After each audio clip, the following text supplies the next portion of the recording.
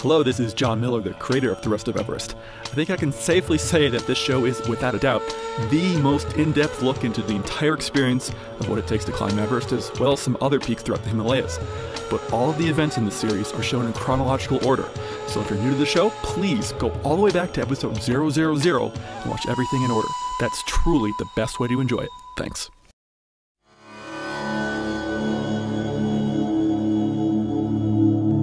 This is the Rest of Everest video podcast, an almost unabridged expedition experience. Episode 95, Beyond Everest. The Annapurna 4 expedition begins. Well, hello again, everyone. Welcome back to The Rest of Everest. I'm Jon Miller. Very excited to be on the first official episode of the Annapurna 4 series, which it's going to be part of what's going to be an ongoing series I'm calling Beyond Everest. And I am very, very pleased to welcome back to the show after quite a while, Ben Clark. How you doing, Ben? What's up, John? Everything's good in Telluride. Good, that's great. I'm also really excited. You might be familiar with him from some audio episodes I produced, but making his debut on the video side of the podcast is Josh Butson, also in Telluride. How you doing, Josh? Not too bad. How you doing over there in Fort Collins? I'm doing well. It's really warm here. It's kind of unseasonably warm, and so I guess that actually fits in with some of the footage we'll be watching about the approach to Annapurna 4, because even though they're going to a mountain that's obviously covered in snow, the approach was hot and humid. So, freestyle. Yeah. So, let's just jump in. We'll get going, get acquainted with the guys, and get acquainted with the trip they were trying to go on. And no better way to do that than to watch the approach. So here we go. Hong Kong. So yeah, I could definitely tell is the Hong Kong airport. It's huge. Did you get footage of me sleeping? I don't remember if I got footage of you sleeping, but I do have footage of you guys waiting around. There's Josh. Getting jet lagged. Yeah, this is after it's like a 15-hour flight to Hong Kong, isn't it? That's what I remember. Roughly, long, yeah. And then you hang out. We went and stayed at this little day lounge. Paid like $60 to hang out there all day, and then by the time we could leave there, we just waited around for another hour or two for our flight. Tim's over there stretching. Yeah, that's Tim Clark. Tim's missing, obviously, from this episode's commentary, but yeah, Tim tends to do a lot of that stuff. And then Josh takes over the stretching as well. Oh, I'm taking over the show. Lots of entertainment. And nice and close. Smog, can you say smog? Oh, I know, and the ocean's right there. And then we're somewhere in Nepal. Do you remember where this was, Ben? Kathmandu? This isn't Kathmandu. You guys? This is actually... No. This is after we had our lunch, heading down... We're on our way to Bessie Sahar to start the approach to Annapurna 4 on the Annapurna circuit. And this is the long, hot, humid drive there. So did you guys drive? Did you guys fly to Pokhara or then drive from there, or did you drive from Kathmandu? To drive from Kathmandu. Yeah, it's long. It's a long drive. I did that myself last year. That was Ben's classic camera work. He took one for the team many times, falling over with the traffic. Yeah, it was awful trying to shoot in that bus. That was amazing shots. I watched this before we actually started talking, and I was like just blown away. I was like, this is actually a lot steadier than I thought it was going to be. Yeah. There's Tim. There's Shaven. Ben almost went through the windshield shooting this. And more stuff falling down. I want to remind everyone that me, Jon Miller, I am not on this expedition. I am doing commentary here completely as someone who's watching this footage. Never, that's you on the door right there. The classic music we heard throughout the whole trip when we were around the porters and drivers getting around the country. Oh, you gotta love it. This shot. Classic farm country. very humid, very hot. The Unique Express in front of us. Ben, are you up on top of the bus here? How'd you get that shot? Did you just have the camera out the window? I had a camera up through the roof of the bus. Oh, really? Before I broke off the plastic piece on the front.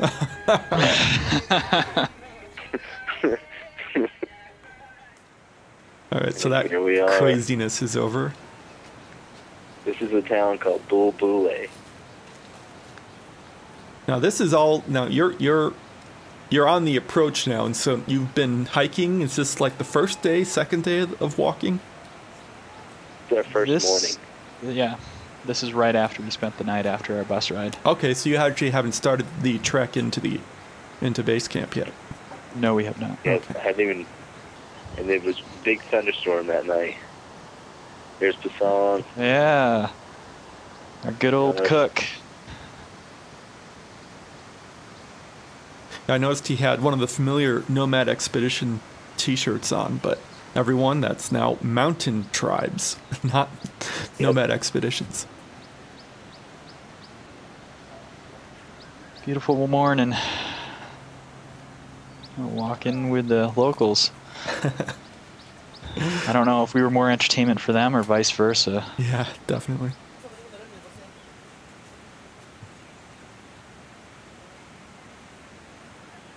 You can tell that Ben's been working in television for a while now because a lot of his shots are... You're definitely becoming a documentary filmmaker. This is awesome footage. I just love it, Ben. Yeah, thanks, man. It's been fun shooting it. It's been psyched to see. It's nice to look at it all and see it kind of cut together too. It's just like, oh my god, this actually works. Yeah, this is the first time I'm seeing it. I was just able to download this, so I haven't seen any of the film work that Ben did during this, but definitely without a tripod, it's nice and steady. He did a really good job. I'm impressed. It's a good camera. It's good image stabilization on that thing. Yeah. Got full of water buffalo. Yeah. Things are never happy. We were at the end of the trip. We were in Pokhara, and they were eating cardboard off the side of the street. Well, what you can't see in the highly compressed video I have for the commentary here, it's less compressed when I release the podcast, but they're just covered in flies. Oh, really? It's covered in flies. So it's just the beginning? Pretty much, yeah. This is just sort of the first steps on the trail and hiking around through all this little farm country, because it's all, I mean, everything down here is rice paddies and, just farming. Pretty wet, humid environment. Tell me approximately where this is in relation to, Kathmandu. It's a couple hundred kilometers east or west, I mean? It's going to be north and east. Mm-hmm. Well, maybe it is north and west. Yeah, it is north and west. That's right, because Kathmandu is kind of down the central portion. Yeah, it took us pretty much all day to drive there, and then we got there late at night and started storming, and then you start hiking the next day, and this is all getting widened. This trail has been pedestrian access since people started living in villages in Nepal, and part of the important part to understand about this particular aspect in the approach is that the Annapurna circuit is something I've done now twice with my wife Annie, with my buddy Tim, who's also in this podcast, and Josh was lucky because he came along, and this is all this stuff that we're hiking through now is going to be a road soon.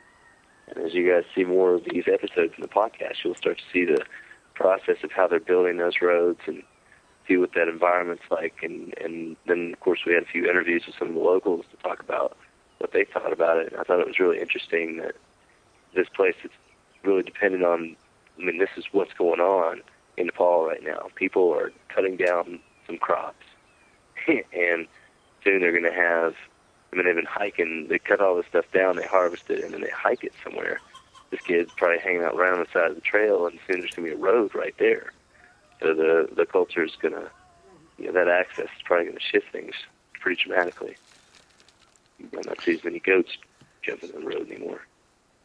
Yeah, there's talking to some of the locals, some of the local hotels and various things like that are in the way of the actual road that's going through are just going to be demolished, and they have to actually demolish their own place, or they'll be charged for somebody else to actually take it down for the road to be able to go through there, which I thought was pretty interesting. Yeah, well, actually, here Ben got some footage about that we'll see in next week's episode. Okay. So it's pretty interesting. I want to mention, just see that guy who was carrying what looks like a folding table. That's got to be one of the most miserable things to have to carry. Oh. We see him again and again struggling with that table. I think a cooler would be worse. Oh, I agree with you there. Not much worse. At least you could do something with a cooler. Do you guys remember how many porters you had for all of your equipment? And is this all of your gear, or is this a couple different trekking groups? Those guys are with us. Okay. So we're hiking through the lower reaches of Nepal right now. I just flew over here. It's about like April 24th, 25th, something like that, 2008. And we were supposed to fly to a little town on an airplane to go climb a big mountain, ski it. But instead, we're now hiking the Annapurna circuit to get there. Found out that in order to climb Annapurna 4 and Annapurna 2 in that region, we've got to hike about like 65 miles, something like that. Just another day enjoying the heat, the lower reaches, the jungles of Nepal, and getting it all figured out. Yeah, Ben, I remember you said you were expecting to fly into a town that was much closer to your destination? Yeah, pretty much right where we wanted, like right at the foot of the mountain. But the Nepali government owned the airline that flew in there and just shut it down. You could fly out for like $60, but you could fly in for about $2,000. And we thought, well, we're better off probably hiking in, saving $2,000. Yeah, like it's a constant direction, and I was always thinking, It's like, why is he walking the camera? Sorry, Josh. Thanks for including that. It's a rite of passage. paying damn attention to what I'm saying? That was the problem. I think it's a rite of passage to be shown peeing on the rest of Everest. You're in good company, Welcome Josh. to the show, Josh. Definitely in good company. We've all been there, man. Of course, my episode of peeing, I was actually peeing at the top of a pass right next to all the prayer flags, and that was a big cultural taboo. So, don't pee next to prayer flags and any of the little stupas. In Tibet, it's not good. No, Josh was very careful to acknowledge the local culture. And here comes the car. Yep. Which at the time I wasn't even thinking about. I'm like, oh, a truck, huh? It's like, whoop. I mean, this is like a new thing. You would not have seen this the year before. Yeah, so I mean, I get in a way, some of the footage from this series is going to be actually going to turn historical because it's not going to be like this anymore. It's probably today, right? Oh. It's not like this anymore. A lot has happened. If you were thinking of doing the Annapurna circuit, I would do it now because it is soon to be a different place. But you can tell it's pretty dramatic there. Yeah. It's exceptional. We shot everything on it. We hosed it.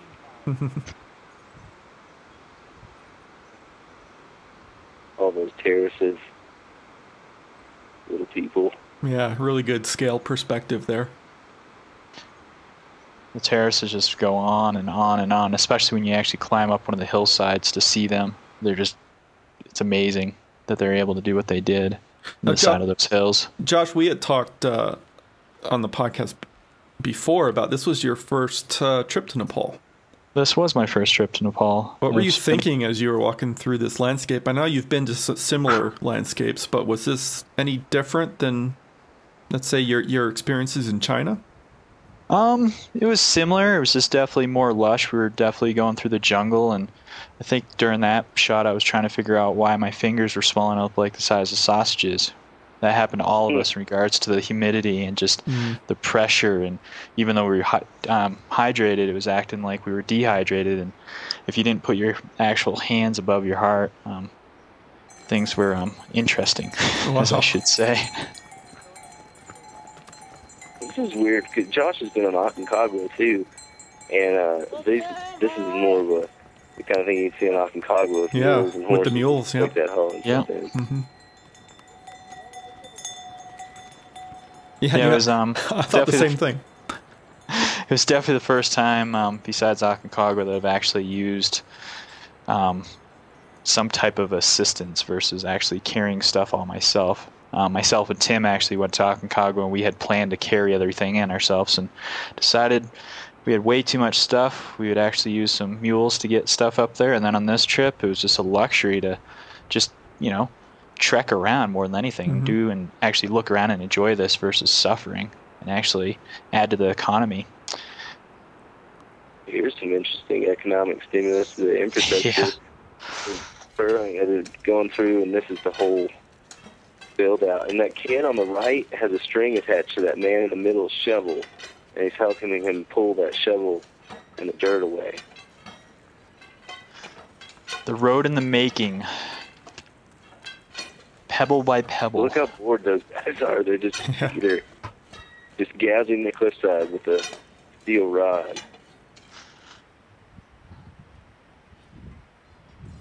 The young boys from the villages and things like that around there are helping.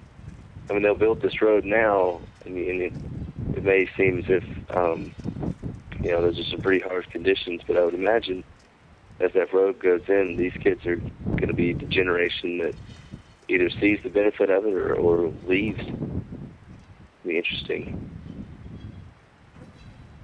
I hope everyone actually survives the construction, literally survives it, because it seems fairly precarious. There's some stuff we'll see in next week's episode that, I mean, they're doing it by hand. I look at this right now and I just think about his back. And, oh my goodness. Oh. Just all bent over doing, just wow. For days and days, months. Probably, it's been almost... This is what it looks like. Yeah. You'll think that Annapurna 4 is something else, like the footage we got on the mountain is incredible.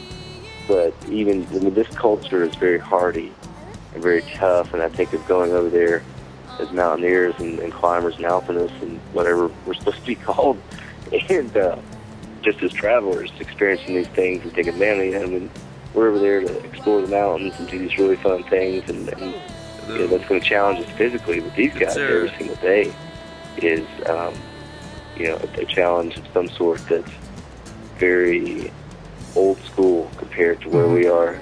Not in contemporary Western culture, we're not building roads with not even a stick on the shovel, and the kid just has a blade. I mean, they're a hardy culture, but you'll see, I think, as well, as these guys are out there building the road, they're all smiling, a lot of them. Mm-hmm. It's pretty interesting stuff.